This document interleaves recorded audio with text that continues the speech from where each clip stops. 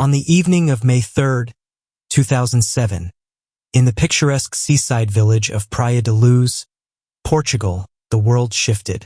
In a matter of minutes, a sleeping child vanished from her holiday apartment. There was no sound, no alarm, just an empty bed. This is the story that would grip the world. A disappearance so chilling, so inexplicable, that even now, nearly 2 decades later, it remains unresolved. Who took Madeleine McCann, and why? Kate and Gerry McCann, both respected doctors from Leicestershire, England, booked a family vacation with their 3 children, Madeleine and her younger twin siblings, Sean and Amelie.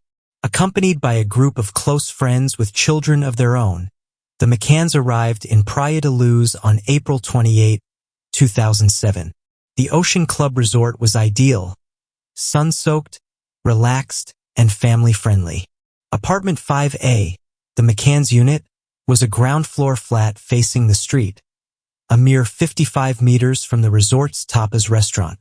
Each evening, the adults would dine together, checking on their sleeping children in shifts. It was a system built on trust and routine. But on that Thursday night, something sinister slipped into the cracks of their safety. The timeline is crucial. At 9:05 p.m., Gerry McCann checked the children. Everything appeared normal. At 9:30 p.m., family friend Matthew Oldfield offered to check again. He noticed nothing out of place. Then at 10:00 p.m., Kate McCann entered the apartment. The window in the children's room was open, the shutter raised. Madeleine was gone. She ran back to the restaurant in panic, crying out the words that would echo across the world. "Madeleine's gone!" The resort erupted into chaos. Guests and staff scoured the grounds. The police were notified at 10:41 p.m., but the initial investigation would be marred by critical errors. The local police, the GNR, responded quickly, but crucial forensic mistakes were made. The apartment was not sealed. Dozens of people walked through the scene. Fingerprints were smeared, potential DNA compromised.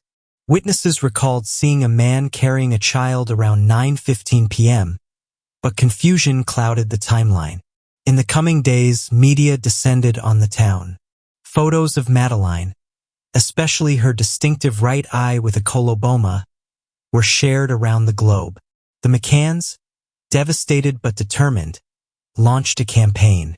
Yet, behind the scenes, tensions with Portuguese authorities began to rise. The disappearance exploded into an international sensation. Politicians, celebrities, and even the Pope offered support. The Find Madeleine Fund was established, raising millions. Private investigators were hired. But as the weeks passed with no breakthrough, theories began to swirl, and fingers started pointing. British tabloids ran wild with speculation. Some blamed local predators. Others hinted at international trafficking rings. Conspiracy theories were born and fed daily. The world demanded answers, but none came. On September 7, 2007, Portuguese police declared Kate and Gerry McCann as arguidos formal suspects. The shift stunned the world. Investigators pointed to inconsistencies in statements, the scent of cadaver dogs, and traces of DNA found in a rental car obtained 3 weeks after Madeleine vanished. But the evidence was circumstantial. No body, and no eyewitnesses, no confession. The McCanns maintained their innocence and claimed the police were under pressure to close the case. Meanwhile, the media circus intensified. By July 2008, Portuguese authorities closed the case, citing lack of evidence. Kate and Gerry were cleared of their arguido status. But the damage was done. Trust between the family and investigators had fractured. Public opinion was divided. Some viewed the McCanns as victims. Others questioned their every move. Still, the case was not forgotten. In the UK, the call for justice had not quieted. In 2011, the UK government initiated Operation Grange. Scotland Yard detectives combed through 40 zero documents, and created a timeline from scratch. They uncovered previously overlooked leads and interviewed hundreds of witnesses. New suspects were named, theories refined. In 2013, detectives revealed they believed Madeleine may have been abducted during a burglary. More than a dozen persons of interest were listed. Yet, like before, evidence remained elusive.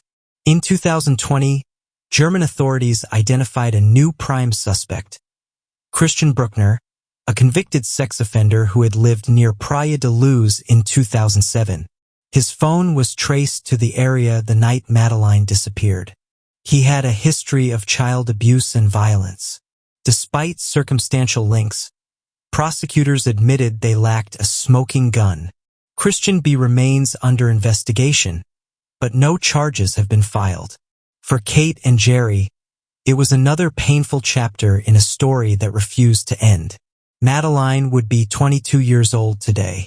Her face, forever frozen at age 3, remains etched into the collective consciousness.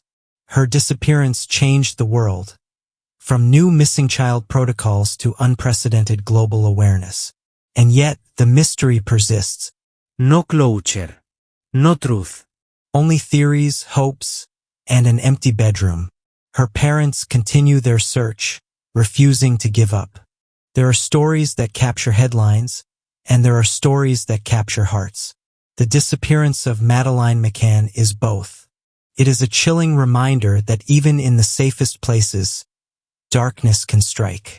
And that for every missing child, there is a family searching, hoping, waiting. If you have any information, no matter how small, please come forward. Until Madeleine is found, her story remains unfinished. Until the truth is known, the search continues.